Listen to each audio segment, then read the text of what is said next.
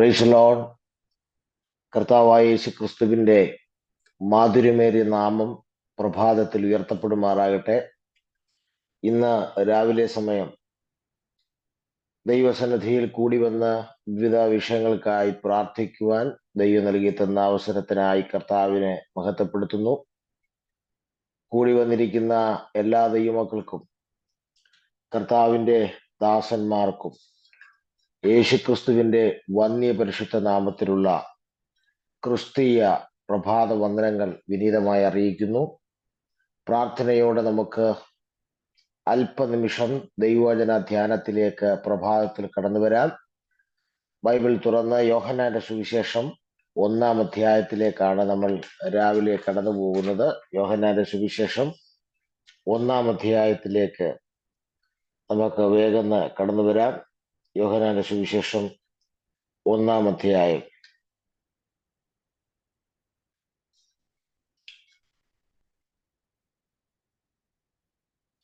അതിന്റെ 9-ാമത്തെ വാക്യത്തിലേക്ക് നമുക്ക് പ്രാർത്ഥനയോടെ കടന്നു വരാം. യോഹന്നാന്റെ സുവിശേഷം 1-ാം അധ്യായം 9-ാമത്തെ വാക്യം.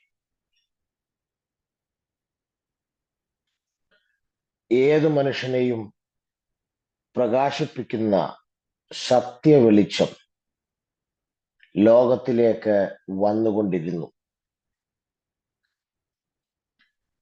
ഏതു മനുഷ്യനെയും പ്രകാശിപ്പിക്കുന്ന സത്യ വെളിച്ചം ലോകത്തിലേക്ക് വന്നുകൊണ്ട് ഇരുന്നു. യോഹന്നാന്റെ സുവിശേഷം 1-ാം അധ്യായം ആരംഭിക്കുന്നത് തന്നെ ആരാണ് യേശുക്രിസ്തു എന്നുള്ളതിന്റെ മറുപടിയോടുകൂടെയാണ്. ആരാണ് യേശുക്രിസ്തു? 1-ാം അധ്യായത്തിന്റെ 1-ാം വാക്യത്തിൽ കാണുന്നു, യേശുക്രിസ്തു വചനമാണ് എന്ന് കാണുന്നു. ആദിയിൽ ഉണ്ടായിരുന്ന ദൈവത്തോടുകൂടെ ആയിരുന്ന വചനമാണ് യേശുക്രിസ്തു എന്ന് നമുക്ക് പ്രാരംഭമായി കാണാൻ കഴിയുന്നു. രണ്ടാമതായി നമുക്ക് കാണാൻ കഴിയുന്നു, 1-ാം അധ്യായത്തിന്റെ 14-ാം വാക്യത്തിലേക്ക് വരുമ്പോൾ യേശുക്രിസ്തു ആരെന്നുള്ള ആ ചോദ്യത്തിന്റെ രണ്ടാമത്തെ അർത്ഥം കാണുന്നു. യേശുക്രിസ്തു ജഡം ധരിച്ച വചനമാണ് എന്ന് വളരെ വ്യക്തമായി കാണാൻ കഴിയുന്നു. ജഡം ധരിച്ച വചനമാണ്. മൂന്നാമത്, യേശുക്രിസ്തു ആര് എന്നുള്ള ചോദ്യത്തിന് മൂന്നാമത് നമുക്ക് ലഭിക്കുന്ന ഉത്തരം 1-ാം അധ്യായത്തിലേക്ക് തന്നെ വരുമ്പോൾ അതിന്റെ 3-ാമത്തെ വാക്യം നമ്മൾ ശ്രദ്ധിക്കുമ്പോൾ 3-ാമത്തെ വാക്യം ശ്രദ്ധിക്കുമ്പോൾ യേശുക്രിസ്തു സൃഷ്ടിതാവ്, Jesus Christ is a creator എന്ന് കാണാൻ കഴിയുന്നുണ്ട്. അവർ സൃഷ്ടിതാവാണ്, സകലത്തെയും സൃഷ്ടിക്കുന്നവനാണ് നാം ആരാധിക്കുന്ന കർത്താവായ യേശുക്രിസ്തു. സ്തോത്രം. കൂടാതെ യേശുക്രിസ്തു ആര് എന്നുള്ളതിന്റെ മറ്റൊരു ഉത്തരം നമുക്ക് കാണാൻ കഴിയുന്നത്, നമ്മളിപ്പോൾ കണ്ടുപോകുന്ന യേശുക്രിസ്തു വചനമാണ്. 2, യേശുക്രിസ്തു ജഡം ധരിച്ച വചനമാണ്. 3, യേശുക്രിസ്തു സൃഷ്ടിതാവാണ്. 4-മത് നമുക്ക് കാണാൻ കഴിയുന്നത്, യേശുക്രിസ്തു കൃപയുടെയും സത്യത്തിന്റെയും വക്താവാണ് എന്ന് 1-ാം അധ്യായത്തിന്റെ 17-ാമത്തെ വാക്യം വ്യക്തമായി പറയുന്നു. യേശുക്രിസ്തു കൃപയുടെയും സത്യത്തിന്റെയും മധ്യസ്ഥനാകുന്നു എന്ന്. സ്തോത്രം. ഇനി 5-മതായിട്ടുള്ള നമ്മുടെ ചിന്തയാണ്, കർത്താവായ യേശുക്രിസ്തു ആരാകും? അതാണ് നമ്മുടെ കുറുവാക്യത്തിലേക്ക് നമ്മളെ കൊണ്ടുവരുന്നത്. 1-ാം അധ്യായത്തിന്റെ 9-ാമത്തെ വാക്യത്തിൽ നമുക്ക് കാണാൻ കഴിയുന്നു, നാം ആരാധിക്കുന്ന കർത്താവായ യേശുക്രിസ്തു ഏതു മനുഷ്യനെയും പ്രകാശിപ്പിക്കുന്ന സത്യ വെളിച്ചമാണ്. ഇവിടെ യേശുക്രിസ്തുവിനെ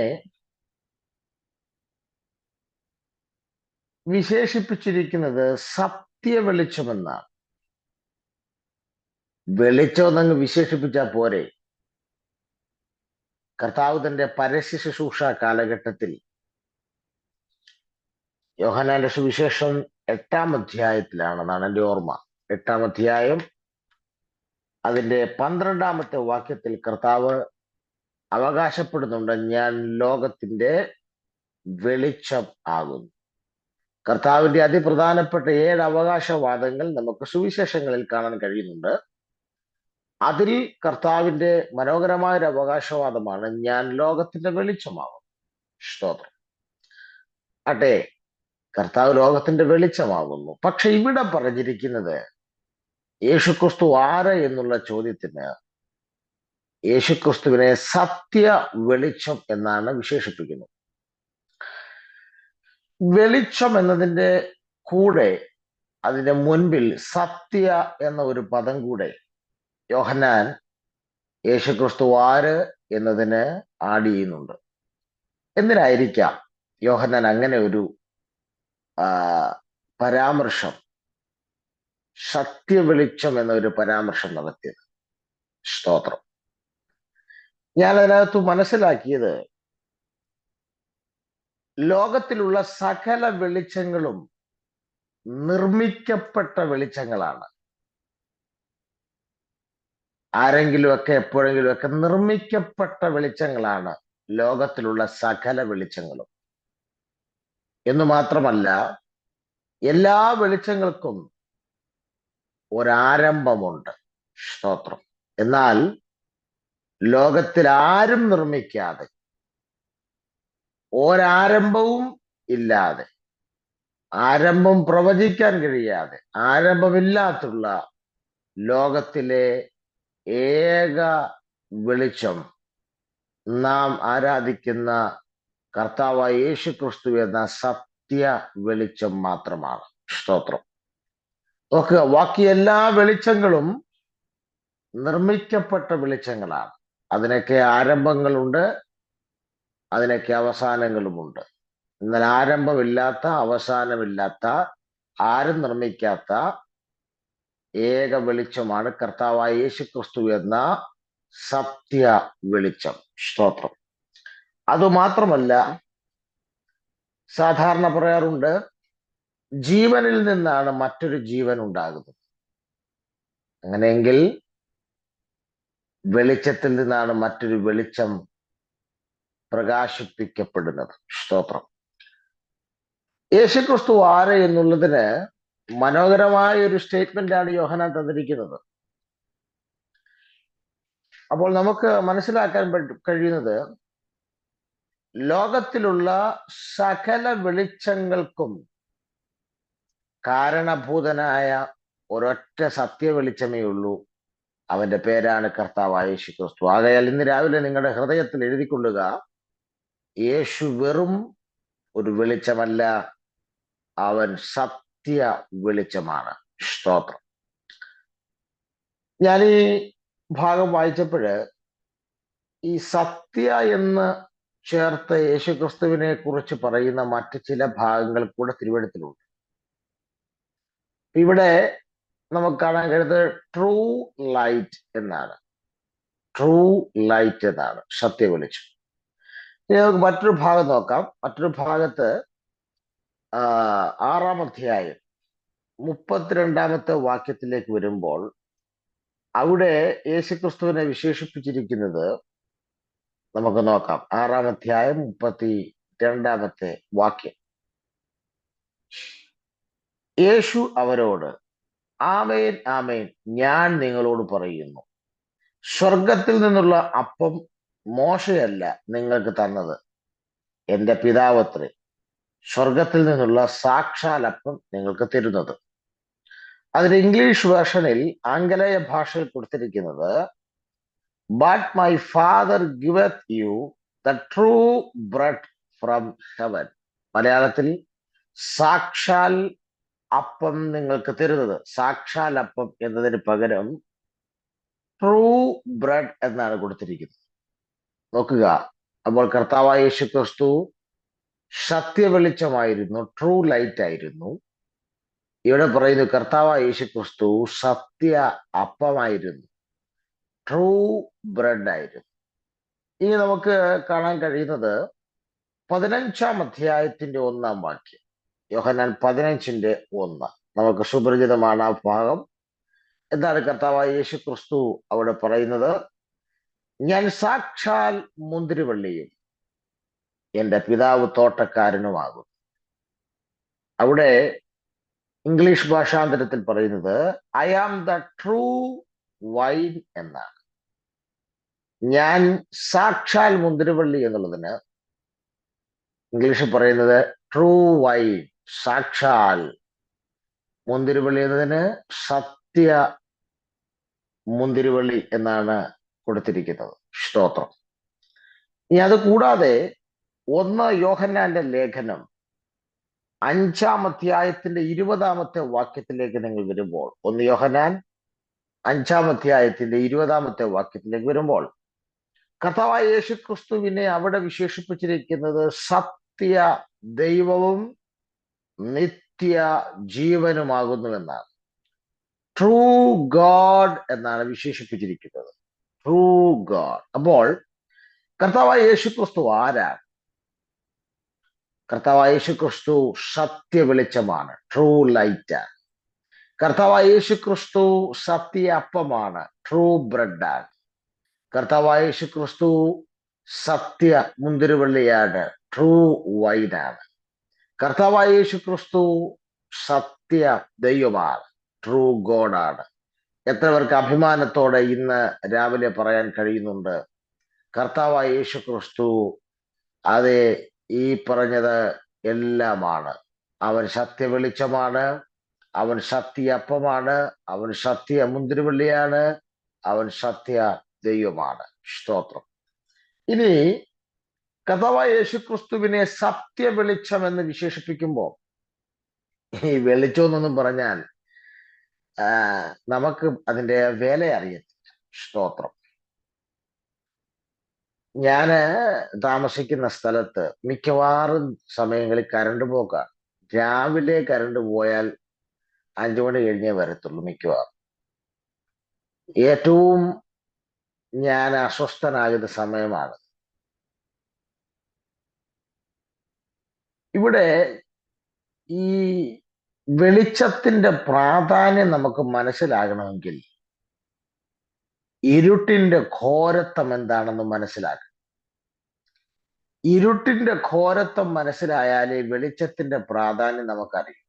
ഞാൻ എപ്പോഴും പറയാറുണ്ട്, ഈ കൃപയുടെ ആഴം മനസ്സിലാകണമെങ്കിൽ നാം വീണുപോയ പാപത്തിന്റെ ആഴം എന്താണെന്ന് മനസ്സിലാക്കണം. എന്നാലേ അവിടുന്ന് നമ്മെ ഉയർത്തിക്കൊണ്ടുവന്ന കൃപയുടെ ആഴം മനസ്സിലാക്കും. എന്നതുപോലെ വെളിച്ചത്തിന്റെ വില മനസ്സിലാക്കണമെങ്കിൽ ഇരുട്ടിന്റെ ഘോരത്വം എന്താണെന്ന് നാം ആദ്യം അറിയണം. സ്തോത്രം.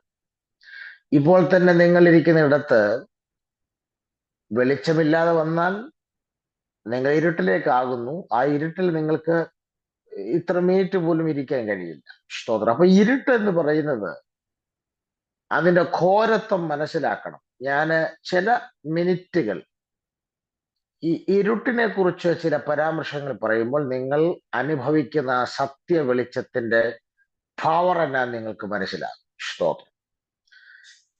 നമുക്ക് കർത്താവായ യേശു ക്രിസ്തുവിനെ സുവിശേഷങ്ങളിൽ വിശേഷിപ്പിച്ചിരിക്കുന്ന ഒരു പദമാണ് ഗുരു എന്ന പദം. ആരാണ് യേശുവിനെ ഗുരു എന്ന് വിളിച്ചത്? യോഹന്നാന്റെ സുവിശേഷം 11-ാം അധ്യായത്തിൽ മാർത്ത പറയുന്നു മറിയോട്, ഗുരു വന്നിട്ടുണ്ട്, അവൻ നിന്നെ അന്വേഷിക്കുന്നു. സ്തോത്രം. നോക്കുക, കർത്താവായ യേശു ക്രിസ്തുവിനെ സുവിശേഷങ്ങളിൽ പരാമർശിച്ചിരിക്കുന്ന ഒരു പദമാണ് ഗുരു എന്നുള്ള പദം. എന്താണ് ഗുരു എന്ന വാക്കിന്റെ അർത്ഥം? സ്തോത്രം. 2 വാക്കുകൾ ചേർത്തുണ്ടാക്കിയ, അല്ലെങ്കിൽ ഇങ്ങനെ പറയാം, 2 അക്ഷരങ്ങൾ ചേർത്ത് വെച്ച ഒരു വാക്കാണ് ഗുരു. 2 അക്ഷരങ്ങൾ ചേർത്ത് വെച്ച ഒരു വാക്കാണ് ഗുരു. ഗു എന്ന അക്ഷരവും രു എന്ന അക്ഷരവും കൂടെ ചേർത്ത് വെച്ച ഒരു വാക്കാണ് ഗുരു. നമുക്കതിനെ ഇങ്ങനെ ഡിവൈഡ് ചെയ്യാം. ഗു എന്ന വാക്കിന്റെ അർത്ഥം ഗു എന്ന വാക്കിന്റെ അർത്ഥം സ്തോത്രം ഇരുട്ട് എന്നാണ്. ഗു എന്ന വാക്കിന്റെ അർത്ഥം ഇരുട്ട് എന്നാണ്. രു എന്ന വാക്കിന്റെ അർത്ഥം നീക്കുന്നവൻ എന്നാണ്. സ്തോത്രം. അങ്ങനെയാണെങ്കിൽ ഗുരു എന്ന വാക്കിന്റെ അർത്ഥം എന്താണ്? ഇരുട്ട് നീക്കുന്നവൻ എന്നാണ്. ഗുരു എന്ന വാക്ക് ഒരു സംസ്കൃത പദമാണ്, ഒരു സംസ്കൃത വാക്കാണ്. സ്തോത്രം. അപ്പോൾ ഗുരു എന്ന് പറഞ്ഞാൽ ഇരുട്ട് പൂർണ്ണമായും നീക്കുന്നവൻ എന്നാണ്. സ്തോത്രം. ലോക ചരിത്രത്തിൽ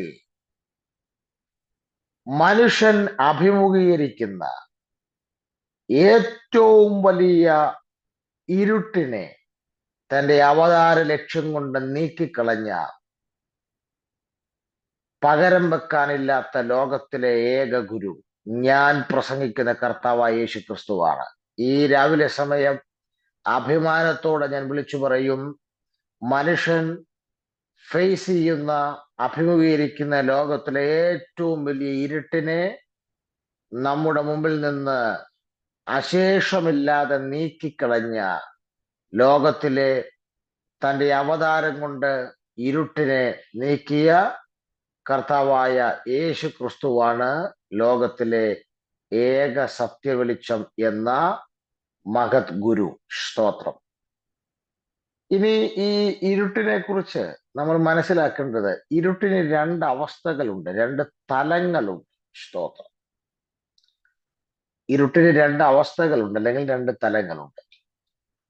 ഒന്നാമത്തെ തലം നമുക്ക് എഫേസ്യ ലേഖനത്തിലേക്ക് വരാം. എഫേസ്യ ലേഖനം 5-ാം അധ്യായത്തിന്റെ 8-ാമത്തെ വാക്യം നമുക്ക് ശ്രദ്ധിക്കാം. എഫേസ്യ ലേഖനം 5-ാം അധ്യായത്തിന്റെ 8-ാമത്തെ വാക്യം. സ്തോത്രം.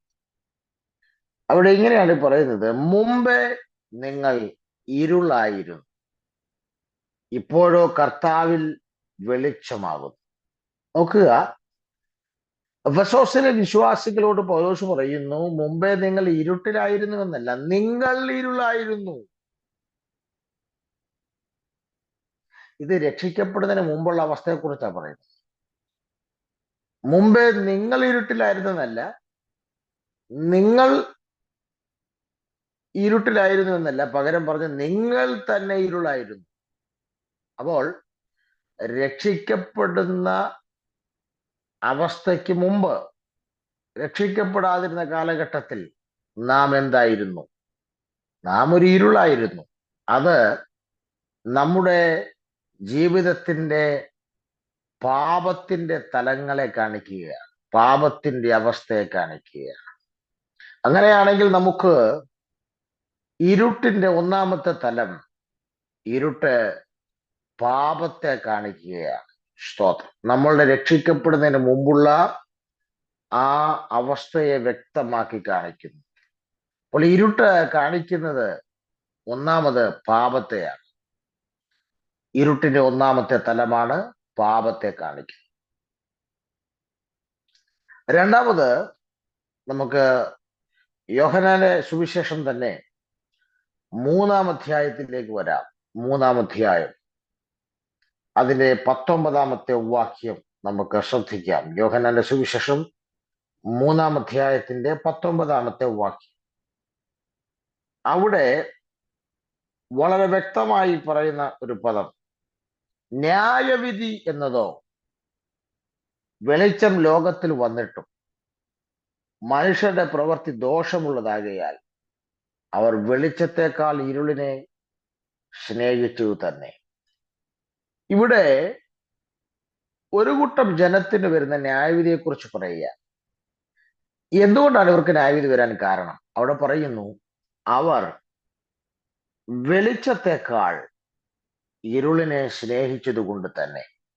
അപ്പോൾ ഇരുള് എന്തിനെ കാണിക്കുന്നു? ന്യായവിധിയെ കാണിക്കുന്നു. അപ്പോൾ ഇരുൾ പാപത്തെ കാണിക്കുന്നു, ഇരുൾ ന്യായവിധിയെ കാണിക്കുന്നു. അങ്ങനെയാണെങ്കിൽ ലോകത്തിൽ മനുഷ്യൻ ഫേസ് ചെയ്ത ഏറ്റവും വലിയ ഇരുട്ട്, സ്തോത്രം, ഈ ഇരുട്ട് ന്യായവിധിയെ കാണിക്കുന്നു പറഞ്ഞാൽ സിമ്പിളായി ചിന്തിക്കാം. നമ്മുടെ കർത്താവായ യേശു ക്രിസ്തു പറഞ്ഞ ഒരു ഉപമയുണ്ടല്ലോ. ആ ഉപമയ്ക്കകത്ത് കർത്താവ് പറയുന്നത്, അവനെ പിടിച്ചു കെട്ടി ഏറ്റവും പുറത്തുള്ള ഇരുളിൽ തള്ളുക എന്നാണ് അവിടെ പറഞ്ഞത്. നിങ്ങൾ ഓർക്കുന്നുണ്ടാകും കർത്താവ് പറഞ്ഞ ഉപമ. അവനെ പിടിച്ചു കെട്ടി ഏറ്റവും പുറത്തുള്ള ഇരുളിൽ തള്ളുക. അപ്പോൾ എന്താ പറഞ്ഞത്? ഏറ്റവും പുറത്തുള്ള ഇരുൾ. സ്തോത്രം. ഏതാണ് ഈ ഏറ്റവും പുറത്തുള്ള ഇരുൾ? സംശയമില്ലാതെ പറയാം, അത് നരകമാണ്. സ്തോത്രം. ഏറ്റവും പുറത്തുള്ള ഇരുൾ സൂചിപ്പിക്കുന്നത് നരകത്തെയാണ്. അങ്ങനെയാണെങ്കിൽ ഒരു ദൂത് പറഞ്ഞ് ഈ ഭാഗം ഞാൻ അവസാനിപ്പിക്കട്ടെ. സ്തോത്രം. മനുഷ്യൻ ഫേസ് ചെയ്യുന്ന ഏറ്റവും വലിയ ഇരുട്ട്, ഒന്ന് പാപവും പാപത്തിന്റെ തൽഫലമായി ഉണ്ടായ നരകവുമാണ്. സ്തോത്രം. അങ്ങനെയാണെങ്കിൽ പാപം നിമിത്തവും പാപത്തിന്റെ തൽഫലമായി ഉണ്ടായ നരകത്തെയും പാപത്തിന്റെ തൽഫലമായി ഉണ്ടായ നരകത്തെയും പൂർണ്ണമായി മനുഷ്യനിൽ നിന്ന് നീക്കിക്കളഞ്ഞ ലോകത്തിലെ ഏക ഗുരു, ഏക സത്യവെളിച്ചം ഞാൻ പ്രസംഗിക്കുന്ന കർത്താവായ യേശു ക്രിസ്തുവാണ്. ഇന്ന് രാവിലെ സമയം, അതുകൊണ്ട് ധൈര്യത്തോടെ നമുക്ക് അവനെ വിളിക്കാം. അവനാണ് ട്രൂ ലൈറ്റ്. അവനാണ് ലോകത്തിലെ ഏക സത്യ വെളിച്ചം. സ്തോത്രം. ഈ ഭാഗത്തുനിന്ന് സ്തോത്രം, കർത്താവായ യേശു ക്രിസ്തു ഈ പാപവും പാപത്തിന്റെ അനന്തരഫലമുണ്ടായ നരകവുമെന്ന ഏറ്റവും വലിയ ഇരുട്ടിനെ, അല്ലെങ്കിൽ ഏറ്റവും പുറത്തുള്ള ആ ഇരുട്ടിനെ നീക്കിക്കളയാൻ കർത്താവ് കൊടുത്ത വില ചെറുതല്ലായിരുന്നു. ക്രൂശിൽ തന്റെ ദേഹമെന്ന തിരശീല ചീന്തുകയായിരുന്നു അതിനുവേണ്ടി ചെയ്തത്. നമുക്കറിയാം, കർത്താവായ യേശു ക്രിസ്തു 6 മണിക്കൂറാണ് ക്രൂശിൽ കിടന്നത്.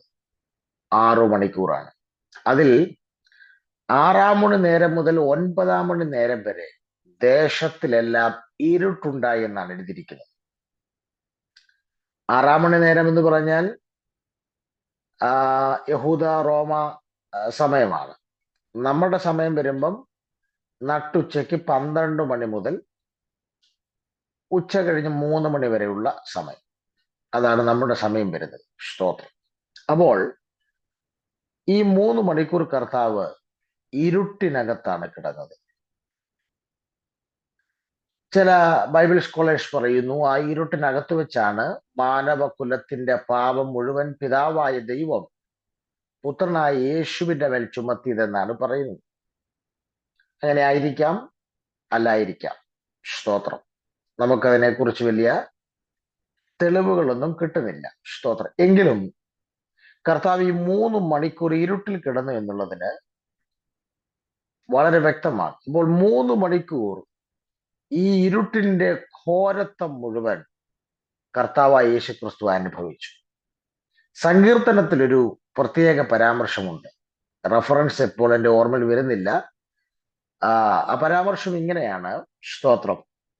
എന്റെ പരിചയക്കാർ അന്ധകാരമത്രേ, എന്റെ പരിചയക്കാർ അന്ധകാരമത്രേ. ഈ 3 മണിക്കൂർ ഇരുട്ടിൽ കിടക്കുന്ന കർത്താവിന്റെ പരിചയക്കാർ അന്ധകാരമായിരുന്നു. സ്തോത്രം. ഒരു കാര്യം വ്യക്തമാണ്, ഈ 3 മണിക്കൂറത്തെ ഇരുട്ടിനകത്തുനിന്ന് ഇരുട്ട് മാറി യേശു പുറത്തു വരുമ്പോൾ അവന്റെ അധരത്തിലൂടെ പുറത്തു വന്ന ഒരു വാക്ക്, സകലവും നിവർത്തിയായി. സകലവും നിവർത്തിയായി എന്ന് പറഞ്ഞാൽ ഇരുട്ടവസാനിച്ചു. എന്നേക്കുമുള്ള പ്രഭാതം, എന്നേക്കുമുള്ള വെളിച്ചം മനുഷ്യന് വാഗ്ദാനം ചെയ്തുകൊണ്ടാണ് കർത്താവ് ആ ഇരുട്ടിനെ ഭേദിച്ച് അവൻ പുറത്തു വന്നത്. സ്തോത്രം. ഇന്ന് രാവിലെ സമയം ഇനിയും നിന്റെ വീടിനകത്ത്, ഇനിയും നിന്റെ ലൈഫിനകത്ത് നിന്നെ ഒതുക്കുവാൻ വരുന്ന ഇരുട്ടിനെ നോക്കി അഭിഷേകമുള്ള ദൈവമക്കൾ വിളിച്ചു പറയണം, ഇനി ഇരുട്ടിന് എന്റെ ലൈഫിൽ സ്ഥാനമില്ല. ഇരുട്ട് എന്നേക്കുമായി അവസാനിച്ചിരിക്കുകയാണ്. ഇരുട്ടിന് ഇനി എന്റെ ജീവിതത്തിൽ യാതൊരു ഇടവുമില്ല. കാര്യം പ്രഭാതം ഉദിച്ചിരിക്കുന്നു. വെളിച്ചത്തെ കർത്താവ് എനിക്ക് വേണ്ടി വാഗ്ദാനം ചെയ്തുകൊണ്ടാണ് അവൻ ആ ക്രൂശിൽ 3 മണിക്കൂർ ഇരുട്ടിനകത്ത് കിടന്ന് ഇരുട്ടിന്റെ ഘോരത്വം അനുഭവിച്ചിട്ട് അവൻ പുറത്തു വന്ന് അവൻ വെളിച്ചം വാഗ്ദാനം ചെയ്തിരിക്കുകയാണ്. സ്തോത്രം. അതുകൊണ്ട് തന്നെ ഞാൻ ഇങ്ങനെ പറയും, ആ 3 മണിക്കൂർ കർത്താവായ യേശുക്രിസ്തു ഇരുട്ടിനകത്ത് കിടന്ന് അനുഭവിച്ച ഘോരത്വം ചെറുതല്ല. എന്താണ് കർത്താവ് അനുഭവിച്ചത്? കർത്താവ് അനുഭവിച്ചതിനെ ഒറ്റ വാക്കിൽ പറയാം, അവൻ നരകം മുഴുവൻ ആ 3 മണിക്കൂർ കൊണ്ട് ക്രൂശിൽ അനുഭവിച്ചു. സ്തോത്രം. നരകം മുഴുവൻ അവൻ ആ 3 മണിക്കൂർ കൊണ്ട് ക്രൂശിൽ അനുഭവിച്ചു. സ്തോത്രം. ഒരു കാര്യം വ്യക്തമാണ്, എന്റെയും നിങ്ങളുടെയും, ഞാനും നിങ്ങളും അനുഭവിക്കേണ്ടിയിരുന്ന ആ നരകത്തെ അവൻ ക്രൂശിൽ അനുഭവിച്ചിട്ടാണ് നമുക്ക് സത്യ വെളിച്ചത്തെ വാഗ്ദാനം ചെയ്തത്, നമുക്ക് വെളിച്ചം വാഗ്ദാനം ചെയ്തത്. സ്തോത്രം. അങ്ങനെയാണെങ്കിൽ നമുക്ക് ഉറപ്പോടെ പറയാം, നാം സേവിക്കുന്നവൻ സത്യ വെളിച്ചമാണ്. 10 പ്രാവശ്യം വീടിനകത്തൂടെ അങ്ങോട്ടും ഇങ്ങോട്ടും നടക്കുമ്പോൾ യേശു ക്രിസ്തു സത്യ വെളിച്ചമാണെന്ന് നിങ്ങൾ പറയുന്ന നിമിഷം തന്നെ നിങ്ങളുടെ വീടിനകത്ത് എവിടെങ്കിലും ഇരുട്ടിന്റെ സ്വാധീനങ്ങൾ മറഞ്ഞു നിൽക്കുന്നുണ്ടെങ്കിൽ അവ അപ്പോൾ തന്നെ നിന്റെ വീട് വിട്ട് പുറത്തു പോകും. വെളിച്ചം വരുന്നിടത്ത് ഇരുട്ടിന് നിൽക്കാൻ കഴിയുകയില്ല. വെളിച്ചം വരുന്നിടത്ത് ഇരുളിനെ പിടിച്ചു നിൽക്കാൻ കഴിയത്തില്ലെങ്കിൽ ഇത് വെളിച്ചമല്ല, ഇത് സത്യ വെളിച്ചമാണ്. Praise God. എനിക്ക് വളരെ സന്തോഷം തോന്നുന്നൊരു ഭാഗം തിരുവഴുത്തിൽ നമുക്കൊന്നുകൂടെ ശ്രദ്ധിച്ചിട്ട് വാക്കുകൾക്ക് വിരാമം കുറിക്കാം. യെശയ്യാ പ്രവചനം 9-ാം അധ്യായം നമുക്ക് ശ്രദ്ധിക്കാം. യെശയ്യാ പ്രവചനം 9-ാം അധ്യായത്തിന്റെ 2-ാമത്തെ വാക്യം നമുക്ക് ശ്രദ്ധിക്കാം. കർത്താവായ യേശുക്രിസ്തുവിനെ കുറിച്ച് യെശയ്യാ പ്രവാചകൻ പ്രവചനാത്മാവിൽ പറഞ്ഞ ഒരു സ്റ്റേറ്റ്മെന്റ് നമുക്ക് നോക്കാം. ഇരുട്ടിൽ നടന്ന ജനം വലിയൊരു വെളിച്ചം കണ്ടു. യേശുവിനെ കുറിച്ച് പറയുന്നത് വലിയൊരു വെളിച്ചം. എന്നിട്ട് അടുത്തത് പറയുന്നത് എന്താണ്? അന്ധതമസുള്ള ദേശത്ത് പാർത്തവരുടെ മേൽ ആ പ്രകാശം ശോഭിച്ചു. സ്തോത്രം.